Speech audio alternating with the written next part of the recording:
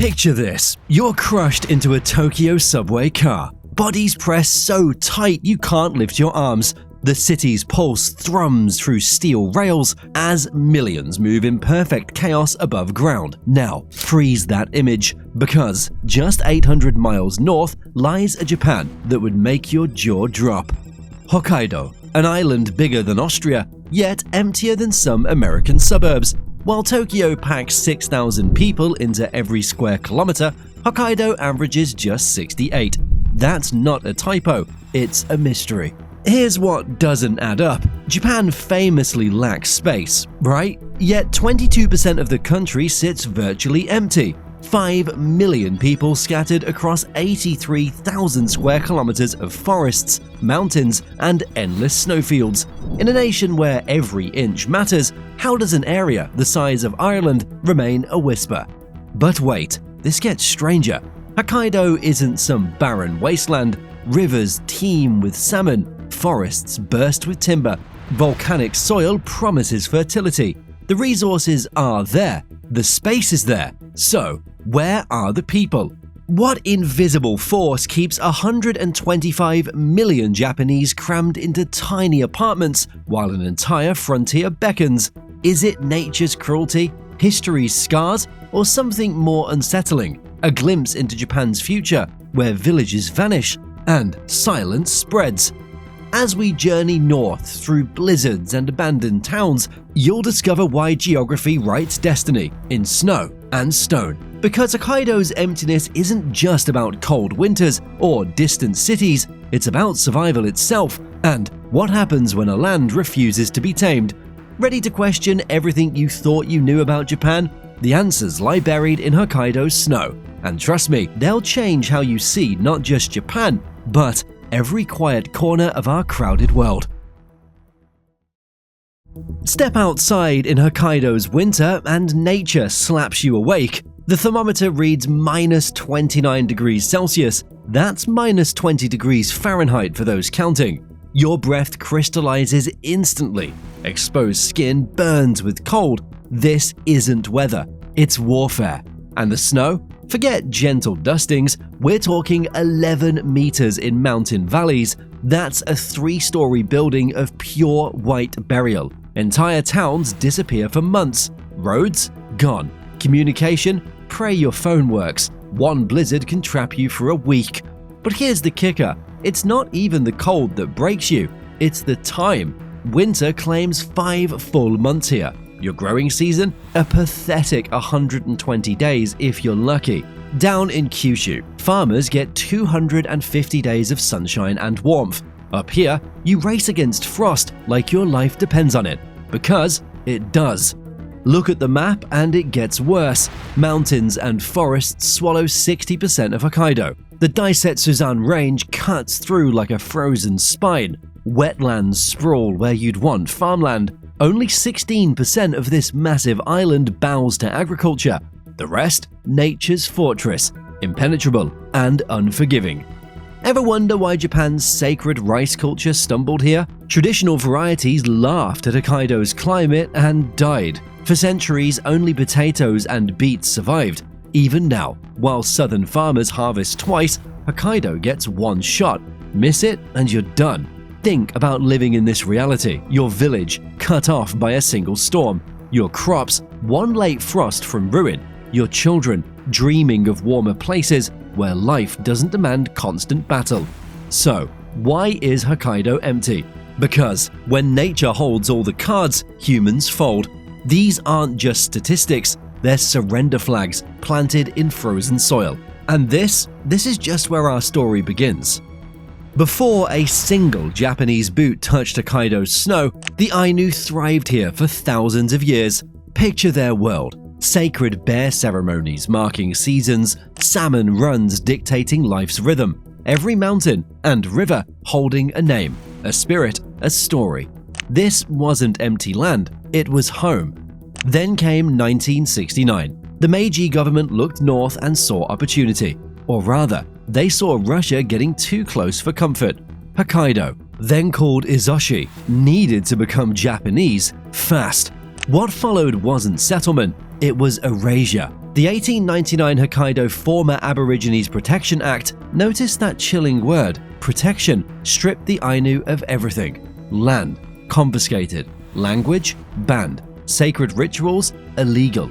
Families watched their world vanish beneath foreign maps and foreign names. But here's where it gets darker. Tokyo needed bodies to fill this frontier, and volunteers weren't exactly lining up. Enter the Tondenhei, soldier farmers sent to carve civilization from wilderness. By 1897, only 7,400 families had taken the bait. That's it. The promise of free land couldn't overcome the promise of frozen death. Desperation breeds cruelty. Between 1881 and 1907, Hokkaido became Japan's Siberia. 11,000 convicts, murderers, thieves, political prisoners shipped north in chains. Their assignment? Build the roads and railways their countrymen refused to build. The Central Road, 1,200 kilometers of blood and frost, stands as their monument. How many died? Nobody bothered counting. By 1920, Hokkaido's population barely reached half of what planners projected. The math was simple. Forced labor plus stolen land plus killing winters equals emptiness. Today, Ainu place names dot the map like ghosts. Museums display their artifacts behind glass. And Hokkaido's demographic desert, it's not just geography's doing, it's what happens when settlements begin with suffering. The land remembers, even when we choose to forget. Drop into Sapporo and you'd swear you're in Tokyo's little brother. 2 million people, neon everywhere, ramen that'll ruin you for instant noodles forever. But board a train heading anywhere else and watch modernity evaporate like breath in winter air. Here, Hokkaido's dirty secret. While 40% of its people huddle in Sapporo, the rest of this massive island is bleeding out. Since 2000, over 1,200 kilometers of railway track have been abandoned. Not upgraded, not replaced, abandoned. Imagine the arteries of an entire region simply giving up. The Soya Main Line, gone. The Senmo Line, on life support. These aren't just tracks, they're lifelines to villages that now drift like ships without anchors. When the last train leaves, it takes hope with it. Winter turns isolation into imprisonment. One blizzard, that shuts the Hokkaido Expressway, and suddenly you're medieval again. No redundancy, no alternatives, just waiting while food runs low and emergencies become disasters. Down south, they've got backup roads for their backup roads. Up here, you get what you get. Now, let's talk money, because that's where dreams go to die. Hokkaido's GDP per capita, 2.8 million yen. Tokyo's, 6.9 million yen. You do the math. Every young person does, right before they buy that one-way ticket south. Watch this exodus unfold. Graduate high school, pack your life, catch the ferry to Honshu. Last decade alone, tens of thousands vanished into the Pacific Belt's gravity. They're chasing jobs that don't involve freezing at 5 a.m. to milk cows. Can you blame them? The result? Ghost towns in the making. Schools with more teachers than students. Shops holding clearance sales that never end.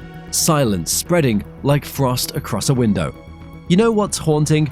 These aren't ancient ruins. These are communities dying in real time, measured not in centuries, but in departing trains and moving trucks.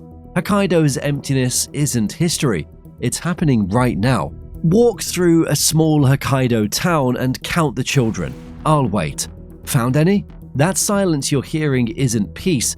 It's extinction in slow motion.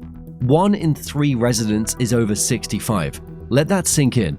Not 1 in 10, not 1 in 5. 1 in 3. Shuffling through streets built for crowds that'll never come again. The fertility rate? 1.24 children per woman, when you need 2.1 just to tread water. A third of women in their 30s have no children at all. The math is merciless. But numbers don't capture the heartbreak. Picture this, an 80-year-old farmer, last of his line, sweeping snow from his ancestors' graves. Who takes over when his hands fail? Nobody. The ritual dies with him. Or the elementary school that graduated its final student last spring, 6 grades, 1 child. Now, 0. The building stands empty, playground equipment rusting in silence, how do you mourn a school? Every year, 12,000 young people, mostly in their teens and 20s, flee south. They're not running from something, they're running to something. Careers, colleges, connections, life itself. What's left behind ages another year, shrinks another size. The projection that should terrify you: by 2040, 4 out of 5 Hokkaido municipalities could effectively cease to exist. Not destroyed by disaster, not conquered by enemies, just faded away, like photographs left in sunlight. Have you ever been the youngest person in a dying place? Watched your friends leave one by one until your phone contacts read like a memorial?